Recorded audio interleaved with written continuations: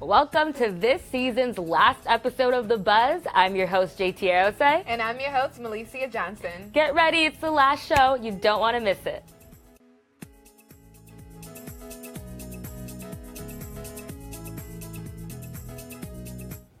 It's time to get into our pop culture countdown of the week. Rolling in at number 3, get ready for some new music from Kanye West. Ooh. Fans are excited about Kanye's recent return to Twitter after an 11th month absence and the fact that he's also dropping 2 new albums this summer. The rapper tweeted that he's releasing a 7-track solo album on June 1st and a collaboration album with Kid Cudi called Kids See Ghosts on June 8th.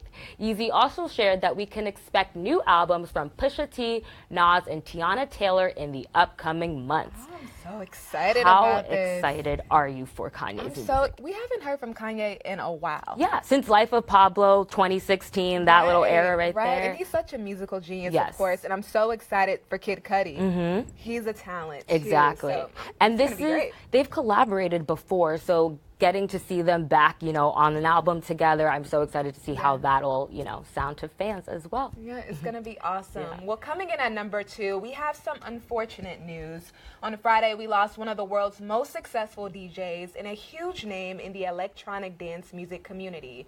Avicii, whose real name is Tim Bergling, was found dead in Muscat, Oman at the age of 28. The cause of the superstar's death has not been released, but according to CNN, authorities have ruled out any criminal suspicion. He struggled with health issues in the past, and in 2016, he decided to take a break from live touring and the exhausting life that comes with it. He was best known for his hits, Wake Me Up and Levels. Let's check out a short clip of the Levels music video, which has brought in over 300 million views on YouTube to date.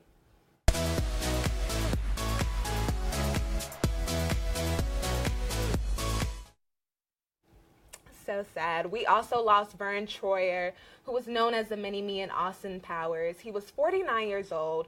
No cause of death was released, but in a statement posted on Troyer's social media, it mentioned that he was going through a lot of adversity, and it went on to say that depression and suicide are very serious issues. Yeah. I totally agree with that. Yeah, I mean, so sad to hear about Vern, but I know for me, I was very triggered when I heard Avicii passed away because Levels was one of my favorite EDM songs, and I remember being young and pumping my fist. So even when I was driving by and I heard that song playing, I just got very emotional because of it. Yeah, it is sad. And he was a huge talent, a huge inspiration for many. For many people. And, he was in the studio working on some new music. Wow. He took a break, as he said, because he was dealing with anxiety and some issues with alcohol. So that is a really sad case. And also with Vern Troyer, we don't know his cause of death yet, but I'm assuming that it might be. And those will be released in the media soon. Very soon. Well, coming in at the number 1 spot, we have some major royal news. Prince William and Kate have welcomed a healthy baby boy into the world. Just hours ago, the couple presented their newborn to the public and posed for pictures outside, which have now been released. According to Vanity Fair, the royal baby was born at 11:01 a.m. local time in Paddington, West London, and weighs 8 pounds and 7 ounces. The royal baby is 5th in line to the British throne after grandfather Prince Charles, father Prince William, and his 2 siblings, Prince George and Princess Charlotte. The baby's name should be announced in a few days. I'm so excited. She looks so happy. So happy. I love this royal family. I love royal babies, and I'm just so excited to see how, the pictures that come out and, how, the personality even. I'm so excited to see what the baby boy's. Right. I'm ready to hear the name, and I know the baby will be in attendance at the royal wedding on May 19th. Which we're all watching. Yeah, we are all going to watch and then there's rumors that Pippa Middleton might actually be pregnant as well. So how exciting would that be for the 2 sisters, Kate and Pippa, to kind of share in that moment of we both have kids. They're about to have kids. I think first cousins are the best. First cousins are so much fun. Yes. The world is so excited for this baby, but we're all dying to know what the royal couple will name this newborn. USC students are talking to Carity on campus about what they think the little boy should be named. Thanks, JT and Melissa. A baby has been born to the royal family, and we're on the campus of USC trying to figure out what should the royals name their newest baby. Albert is sadly in last place, which is my favorite name up here, which means noble and bright. Arthur and Philip are neck and neck, but I have a feeling that Philip might take the prize. Tweet us what you think at USC The Buzz. And let's throw it back to Allegra in the studio. I agree with everyone else. I think Philip is really adorable. Hi, everyone. My name is Allegra Gutierrez, and this is Monday Minute. It's a sad Monday here in California as Coachella has finally come to a close. Weekend oneers historically hate on Weekend 2, but it definitely held its own this year against hate and wind. The beloved Do Lab stage was hit by 90-mile-per-hour winds on Tuesday, leaving its roof tapestry shredded. Luckily, it was up and running by Friday, water cannons and all. It was also so windy that campsites didn't open until Friday instead of the usual Thursday morning. As for appearances, Jay-Z and Destiny's Child came out for Beyoncé's set yet again, while Ariana Grande stole the show with Kygo Saturday night. The most memorable moment of the night, though, was Kygo's tribute to the late Avicii, who passed away on Friday. Kygo paid a heartwarming tribute to Avicii on Saturday, calling him a true genius and his biggest musical inspiration. He then ended his set with his favorite Avicii song, Levels. Take a look at this video one fan took from the crowd. But today is a very sad day for music. At the news that Avicii passed away, only 28 years old. Avicii was my biggest musical inspiration, and he was the reason why I started making electronic music. That's what everyone was talking about this week on Monday Minute. Let's get ready to hear about Heather McDonald's The Juicy Scoop. Thanks, Allegra. For our last guest of the season, we are joined today by famed comedian, New York Times best-selling author, podcaster, and USC alum, Heather McDonald. Thank you so much for coming today. Thanks for having me. This is a fun show you guys have. And so Heather hosts a podcast on Tuesdays and Thursdays called Juicy Scoop, where she talks about the juiciest and most controversial topics and has some famous guests. Let's take a quick look at Juicy Scoop. What about Taylor Swift? Would you date her? Well, I've met Taylor. Oh, and you have? But you wouldn't ask her out because you're afraid you'd be in a song? So what inspired you to create a podcast and just get Juicy Scoop started? Well, I've been in the business a long time. After SC, I didn't study anything that has to do with any of this. I just basically was a sorority girl, Gamma Phi Beta, and went to the games. So after I graduated, then I started doing stand-up and Groundlings and had TV shows. I wrote White Chicks with the Wayans Brothers. I did a bunch of things.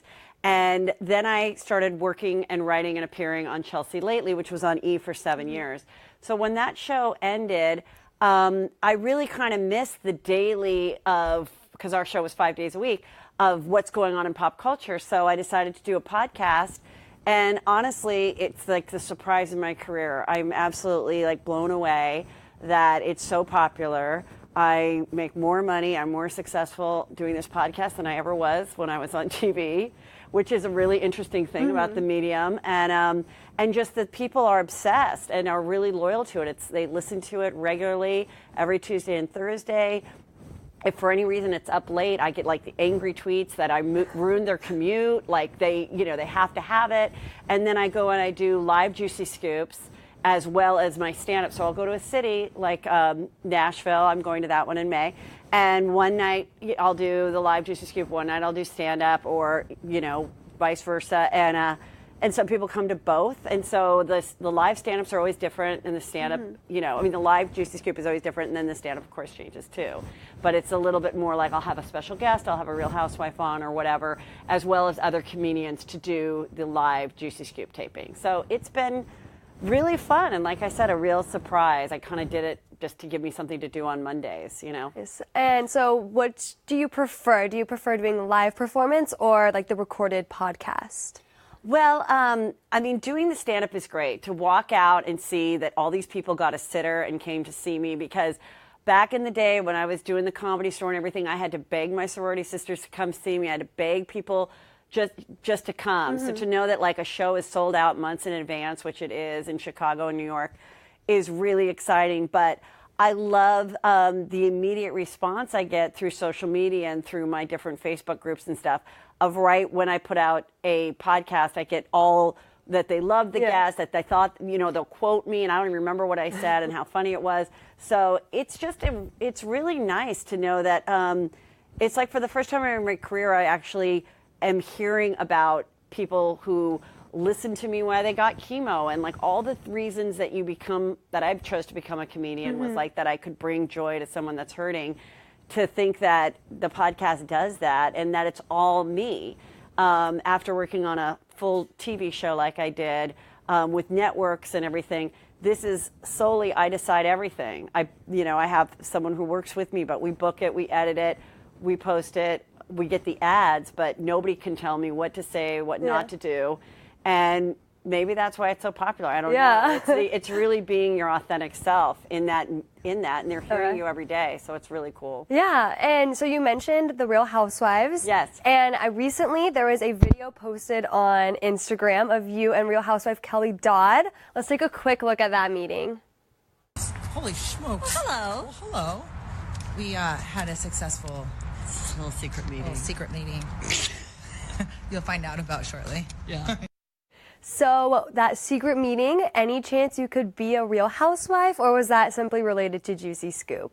Well, we did say secret meeting because that's what everybody always does on social media. Like, I don't know what's happening at NBC Universal. It's like nothing's happening there. You're just getting lunch. But you want to get that buzz going. But just logistically, it would be very hard for me to join the OC Housewives because I live all the way in the Woodland Hills, Calabasas area. But we were working on a little something fun that hopefully will happen, that you'll see us do something together. I have become real friends with many of the Real Housewives because I was at first a fan, and then they come on the show.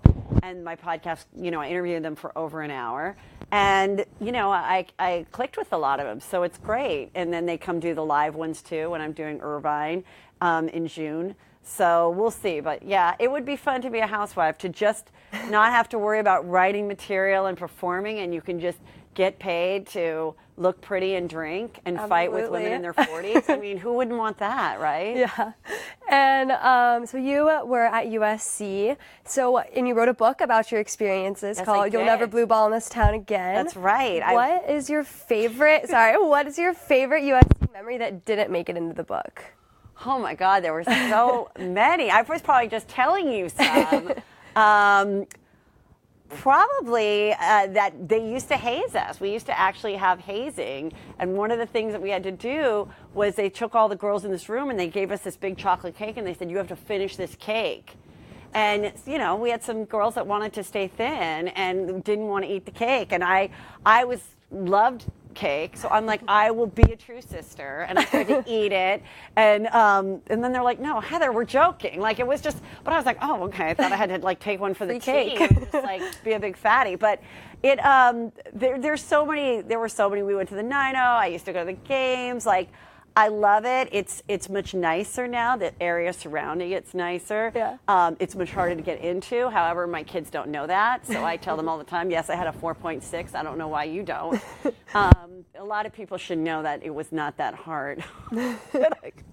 But it's still so great to say that I would love to brag about it. Yeah. And personally, I'm very happy the hazing no longer happens.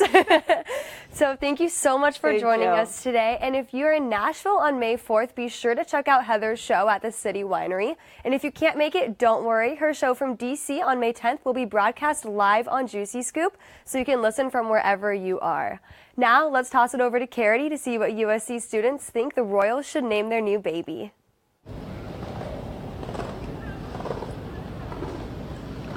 Thanks, Megan. The results are in, and it is just how I predicted. Philip came in first place, only by 2 points before Arthur. And Albert didn't get too much love, even though I think Prince Albert would be a great name. Well, the princess and prince still have time to pick a name, but if USC has any control, Philip, there will be another Philip in the family. Thanks. But tweet us what you think. We've gotten some names like Solomon and James. Maybe you have another name that isn't on this board. Tweet us at USC The Buzz. And now let's see what's buzzing with Shara. Hi everyone, my name is Shira Namvar and welcome to What's Buzzing. We've got you covered on what everybody buzzed about this week on social media, whether it's your favorite celeb, a heartfelt post, or even someone's 15 minutes of fame. This photo of former presidents and first ladies went viral as they all posed alongside each other happily at former First Lady Barbara Bush's funeral, putting politics aside. At the service, Melania was spotted smiling and sharing a laugh with Obama, which quickly prompted followers to joke about how much fun she seemed to be having away from President Trump. Political commentator Bob Cesca cracked a joke on Twitter advising not to tweet this photo to President Trump. And if that doesn't bring a smile to your face, maybe this will. Jimmy Kimmel posted a sweet Instagram Saturday celebrating his son's first birthday with a touching thank you to the doctors and nurses who helped save Billy's life.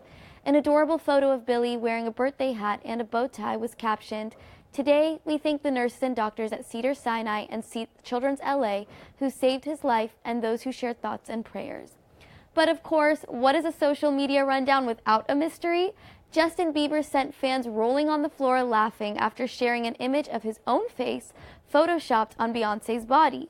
He captioned the photo calling it his sister, which gathered over 5 million likes and endless comments, including one from Jaden Smith saying, "She's bad," and Patrick Schwarzenegger commented, "Bro, set me up. We can finally be brothers."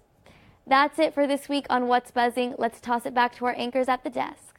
I am so done with Justin Bieber posting that picture. That crazy. Is hilarious. Well, that is it for this semester, this season. It's so sad. It is so sad, but it's been awesome working with you. If you all do not know, JT has been a major help. This is my first season working with The Buzz, and it's been so smooth because I've had her alongside me, and of course our wonderful producers as well. So it's been an amazing experience. Yeah, it feels like it's an end of an era, and of course my biggest joy has been dishing on pop culture news with you all watching and just getting to work with different producers and all my lovely segment hosts and co-hosts. So I'm just so excited to see where The Buzz goes after we leave. But you can still keep up with The Buzz on our social media pages in the fall. So for the last time, she is tearing up. JT's a crier. For the last time for The Buzz, I'm JT. And I'm Alicia. Thank you so much for watching. Don't cry.